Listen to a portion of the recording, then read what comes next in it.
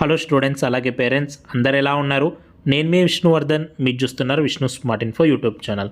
Students, నేను నిన్న night కూర్చొని తెలంగాణ నీట్ 2026 క్వాలిఫైడ్ లిస్ట్ని మళ్ళీ రీఅనాలిసిస్ చేశాను. అలాగే మనకి all India rank, state rank comparison, అలాగే పెరిగిన సీట్స్ని కూడా మళ్ళీ ఒకసారి నేను అనాలిసిస్ చేశాను. కేటగిరీ వైజ్గా డివైడ్ చేసుకున్నాను, ప్రైవేట్ ఏ కేటగిరీకి, అలాగే నెక్స్ట్ మనకి కేటగిరీ వైజ్గా ఎంతమంది క్యాండిడేట్స్ ఉన్నారు అనేది కూడా మళ్ళీ ఒకసారి రీఅనాలిసిస్ చేశాను. అయితే తెలంగాణలో పెరిగిన కాంపిటీషన్ అనేది చాలా high competition, very very high competition.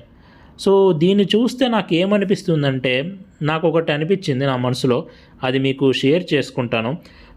మనం ఏపీ లిస్టు చూసినా, తెలంగాణ లిస్టు చూసినా, చాలామంది నాకు వాట్సాప్లో మెసేజ్ చేశారు, అన్న నేను ఫస్ట్ నుంచి 12th వరకు ఏపీలోనే చదివాను, కానీ నా పేరు ఏపీ లిస్టులో రాలేదు.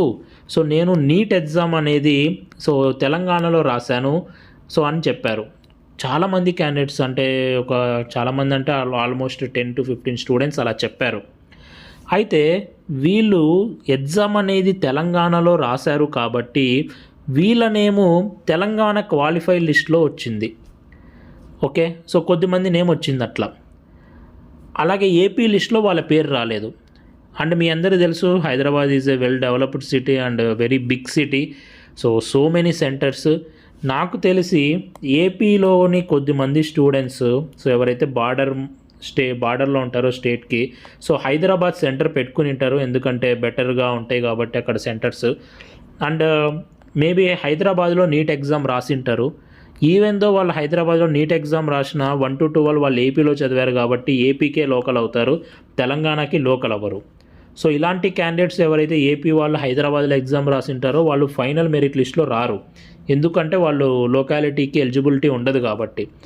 అలాంటి క్యాండిడేట్స్ అందరూ మళ్ళీ వెళ్ళిపోతారు ఈ లిస్ట్లో నుంచి, ఫైనల్ మెరిట్ లిస్ట్లో వాళ్ళు ఉండరు.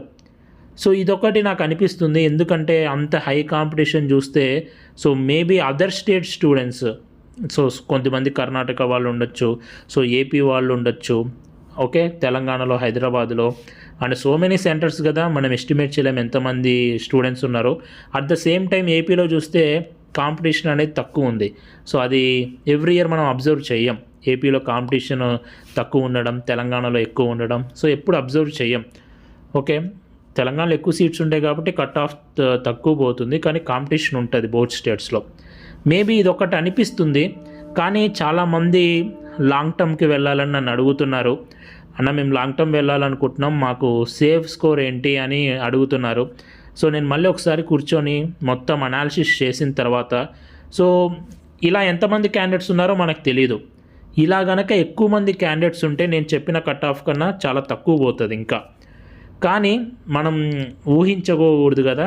ఒకసారి మీకు ఉన్న క్వాలిఫైడ్ లిస్ట్ని పట్టుకొని, అలాగే పెరిగిన సీట్స్ని బేస్ చేసుకొని, అలాగే కేటగిరీ వైజ్గా ఉన్న కాంపిటీషన్ని బేస్ చేసుకొని మీకు స్క్రీన్ మీద చూపిస్తున్నాను చూడండి. ఇదే కాంపిటీషన్ కనుక తెలంగాణలో ఉంటే, తెలంగాణలో పెరిగిన సీట్స్ని కూడా కన్సిడర్ చేస్తే ఓపెన్ కేటగిరీ కట్ ఆఫ్ 424 నుంచి 429 వరకు వెళ్ళొచ్చు.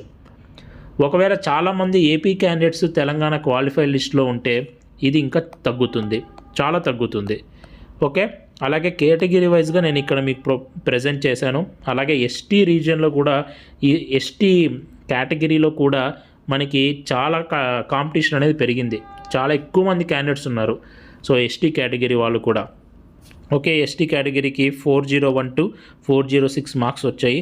అండ్ రిమైనింగ్ కేటగిరీస్కి లాస్ట్ ఇయర్ మనకి ఎంత పర్సంటేజ్ ఉన్నారు, ఈ ఇయర్ కూడా అంతే పర్సంటేజ్ ఉంటే ఎంత ఉండొచ్చు అనేది నేను స్క్రీన్ మీద మీకు చూపిస్తున్నాను. ఎందుకంటే రిమైనింగ్ కేటగిరీస్కి మనకి బీసీఏ ఎవరు, బీసీబీ ఎవరు అనేది మనకు తెలీదు.